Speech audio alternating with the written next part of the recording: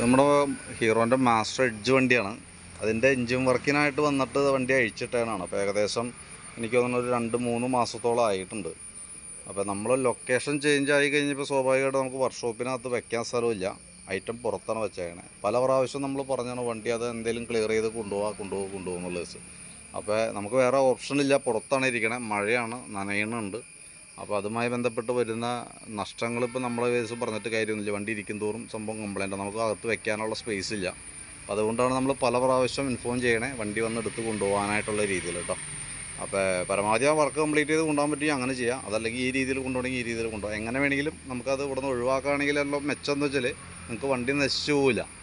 ഇപ്പോൾ നമ്മളിങ്ങനെ ഓപ്പൺ ഏരിയയിലിരിക്കണേ, കാരണം നമുക്ക് അകത്ത് വെക്കാനായിട്ടുള്ള സൗകര്യമില്ല. അപ്പോൾ അതുകൊണ്ട് തന്നെ പഴയ ഷോപ്പിൽ നമുക്ക് അതിൻ്റെ ഉള്ളിൽ ഇരിക്കാമായിരുന്നു. ഇപ്പോൾ പുതിയ സ്ഥലത്ത് നമുക്ക് അതിനുള്ള സ്പേസ് ഇല്ല. അപ്പോൾ അതുകൊണ്ട് എന്തെങ്കിലും ഒരു തീരുമാനമാക്കി വണ്ടി കൊണ്ടുപോവുകയാണെങ്കിൽ ഏറ്റവും നല്ലത് അതാണ്.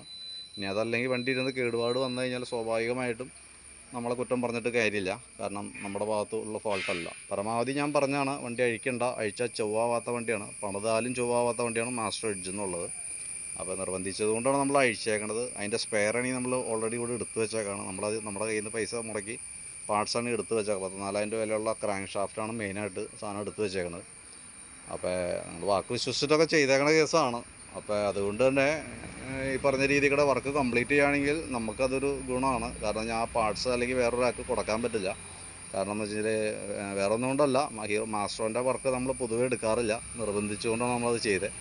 കാരണം മാസ്റ്ററിൻ്റെ എൻജിൻ വർക്ക്, ബാക്കിയത്തെ വർക്കൊക്കെ നമ്മൾ സർവീസ് ചെയ്യാറുണ്ട്. എൻജിൻ വർക്കിൻ്റെ കേസ് നമ്മൾ പിടിക്കാത്തതിൻ്റെ കാരണം ചെയ്താലും ചൊവ്വ ആവാറില്ല. അതുകൊണ്ട് തന്നെ അപ്പോൾ ഇതിനെന്തെങ്കിലും ഒരു തീരുമാനമാക്കുകയാണെങ്കിൽ നല്ലതാണ്. ഇതല്ലെങ്കിൽ ലാസ്റ്റ് നമ്മളെ കുറ്റം പറഞ്ഞിട്ടോ കാര്യമില്ല. ഇരിക്കും തോറും വണ്ടിയുടെ കാർബറേറ്റർ കംപ്ലയിൻറ്റ് വന്നു പോകും.